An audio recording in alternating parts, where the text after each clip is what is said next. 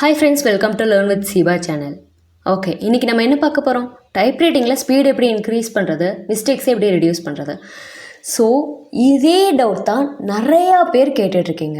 Speed வந்துட்டு 11 நிமிஷம் ஆகுது, 12 நிமிஷம் ஆகுது, 15 நிமிஷம் ஆகுது, மிஸ்டேக்ஸ் நிறையா வருது அப்படிங்கிற டவுட் நிறையா பேர் கேட்குறீங்க. ஆல்ரெடி இதுக்கு வீடியோ போட்டிருப்பேன், ஓகேங்களா? இப்போ சிம்பிளாக இன்னொரு வேஸ் நான் சொல்கிறேன்.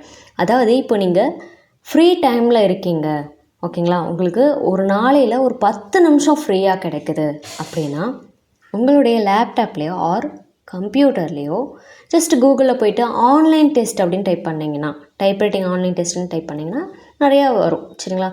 ஜஸ்ட் அதை எடுத்துக்கோங்க. ஒரு 10 நிமிஷம், ஒரு 10 நிமிஷம் அதுக்கு டைம் ஸ்பெண்ட் பண்ணி டைப் பண்ணி பாருங்கள்.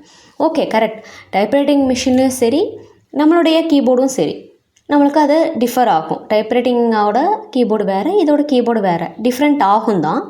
ஆனால் நீங்கள் இதில் ஒரு 10 நிமிஷம் டைம் ஸ்பெண்ட் பண்ணி பொறுமையாக அடிங்க, சரிங்களா? அந்த டைமர் ஓடும், ஆனால் நீங்கள் பொறுமையாக அடிங்க. அதை கரெக்டாக அடிக்கணும் அப்படிங்கிறது மட்டும் ஃபோக்கஸ் பண்ணி அடிச்சிங்கன்னா உங்களுக்கு 2 பாயிண்ட் கரெக்டாகும். என்னென்னா, மிஸ்டேக் இல்லாமல் அடிக்கணும் அப்படிங்கிற அந்த ஃபோக்கஸ் வந்துட்டு உங்களுக்கு வரும். ரெண்டாவது விஷயம் என்ன அப்படின்னா, உங்களுக்கு அந்த ஃபிங்கரிங் ப்ராக்டிஸ் வரும். எந்தெந்த லெட்டருக்கு எந்த ஃபிங்கர் போகணும் அப்படிங்கிற அந்த ப்ராக்டிஸ் வந்துடும். கொஞ்சம் கான்ஃபிடென்ட்டும் இன்க்ரீஸ் ஆகும், சரிங்களா? இது ஜஸ்ட் ட்ரை பண்ணி பாருங்கள். ஓகே, ஃபஸ்ட்டு பாயிண்ட் என்னென்னா, அக்யூரஸியை ஃபோக்கஸ் பண்ணுங்கள். இது ஆல்ரெடி நிறையா டைம் சொல்லிட்டேன், ஓகேங்களா? அக்யூரஸி மிஸ் ஆச்சு அப்படின்னாவே ஸ்பீடு வந்துட்டு வராது. அக்யூரஸியாக இருக்கணும், சரிங்களா? ஸோ மிஸ்டேக் இல்லாமல் அடிக்கணும் அப்படிங்கிறது மட்டும் ஃபஸ்ட்டு ஃபோக்கஸாக வைங்க. ஸ்பீடுங்கிறது ரெண்டாவது. ஃபஸ்ட்டு மிஸ்டேக் இல்லாமல் அடிக்கணும் அப்படிங்கிறத ஃபோக்கஸ் பண்ணுங்கள், ஓகேங்களா? ஒரு ஸ்பீடு அடிச்சிட்டிங்கன்னா அதை கரெக்ட் பண்ணுங்கள். அதாவது அதில் என்ன மிஸ்டேக் இருக்குது அப்படிங்கிற அந்த கரெக்ஷனை வந்துட்டு பாருங்கள், ஓகேங்களா? ஸ்பீடு அடித்த உடனே அடுத்தடுத்த ஸ்பீடுன்னு போகாமல் கொஞ்சம் கேப் விட்டு நெக்ஸ்ட்டு ஸ்பீடு அடிங்க, ஓகேங்களா?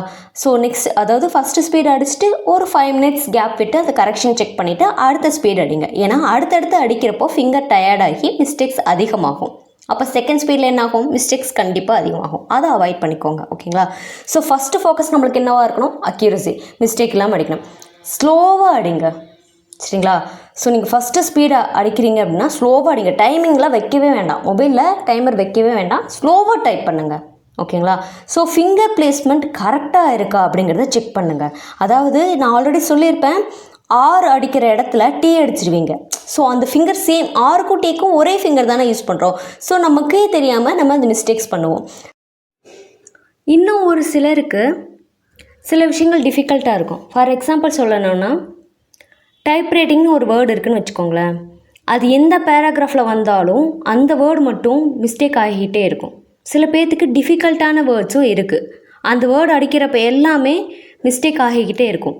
அப்படி இருக்கவங்களுக்கு என்ன விஷயம் சொல்கிறேன்னா, அந்த பர்டிகுலர் வேர்டு உங்களுக்கு எந்த வேர்டெல்லாம் ரொம்ப டிஃபிகல்ட்டாக இருக்குது, அது அடிக்கடி ரிப்பீட்டடாக வர்றப்போ மிஸ்டேக்ஸ் எப்போ அடித்தாலும் மிஸ்டேக் ஆகுது அப்படின்னா அந்த பர்டிகுலர் வேர்டை மட்டும் 5 டைம்ஸ் அடிங்க. பர்டிகுலர் அந்த வேர்டை மட்டும் தான் சொல்கிறேன், ஸ்பீடை சொல்ல. அந்த பர்டிகுலர் வேர்டை சும்மா 5 டைம்ஸ் 10 டைம்ஸ் அடித்து பாருங்கள். அது ஜஸ்ட் ப்ராக்டிஸ் பண்ணுங்கள். அது ப்ராக்டிஸ் பண்ணிட்டீங்கன்னா என்னாகும்?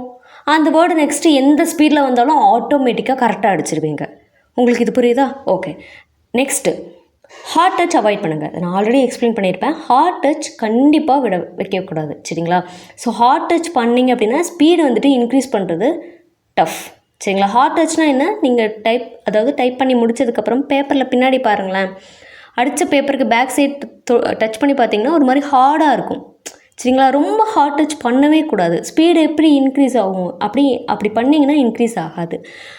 ஆல்மோஸ்ட் நான் இந்த பாயிண்ட்ஸ் எல்லாமே சொல்லியிருக்கேன். இப்போது இது நியூ வீடியோவாக அப்லோட் பண்ணுறேன். நெக்ஸ்ட்டு இன்னொரு பாயிண்ட் என்ன அப்படின்னா, கீபோர்டை பார்க்கக்கூடாது. இது காமனாக எல்லாருக்குமே தெரிஞ்ச விஷயம். ஸோ இது ரிப்பீட்டடாக நானும் சொல்லிகிட்ருக்க விஷயம்தான். ஸோ ஒரு வேர்டை நீங்கள் டைப் பண்ணுறீங்க அப்படின்னா, டைப் ரைட்டிங் அப்படின்னு டைப் பண்ணுறீங்கன்னா TYPE அப்படின்னு மைண்டுக்குள்ளே சொல்லிக்கிட்டே நீங்கள் அதை டைப் பண்ணணும். இப்படி பண்ணிங்கன்னா கண்டிப்பாக ப்ராக்டிஸ் நல்லா வரும். ஸோ நான் எல்லா விஷயமே சொல்லிட்டேன். அக்யூரஸியை ஃபாலோ பண்ணுங்கள், ஹார்ட் டச் அவாய்ட் பண்ணுங்கள், கீபோர்டை பார்க்காதீங்க, எந்த வேர்டு டிஃபிகல்ட்டாக இருக்கோ அந்த வேர்டை ரிப்பீட்டடாக அடித்து பாருங்கள். ஸோ ஃப்ரீ டைமில் ஆன்லைன் டெஸ்ட் வந்துட்டு சும்மா நீங்களே அட்டன் பண்ணி பாருங்கள். உங்களுக்கு இதை அட்டன் பண்ணி பார்க்குறப்போ ஆட்டோமேட்டிக்காக ஐடியா கிடைக்கும். இந்த மாதிரி வீடியோக்களை தொடர்ந்து பார்க்க என்னுடைய சேனலை சப்ஸ்கிரைப் பண்ணிக்கோங்க. அப்படி பக்கத்தில் இருக்க பெல் ஐக்கனை கிளிக் பண்ணிக்கோங்க. தேங்க்யூ.